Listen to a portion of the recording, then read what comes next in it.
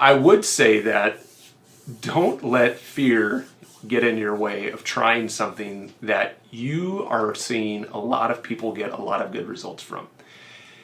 What I want you to look at fear differently, right? Fear should be a signpost.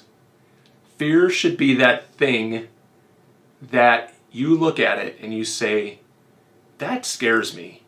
I'm afraid of doing this because of this reason. And you should say, I think that that's pointing me in the right direction. You might be scared. It's like public speaking. You know, a lot of great things come when you can overcome your fear of public speaking.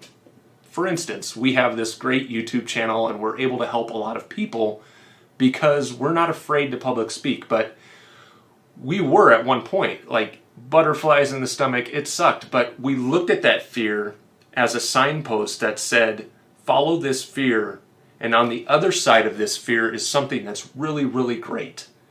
And looking at this fear, like you might get a little bit sick going into the keto diet. So what? We can do hard things.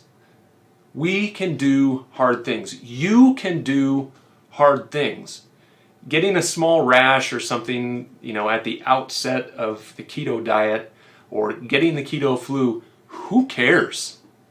Big deal. Have you ever been sick before? It's okay. We all survive, the keto flu. So follow that fear and realize that there's something better on the other side. Like, if you screw it all up and you get the worst keto flu ever, but you make it through it, you're way better off than you were before.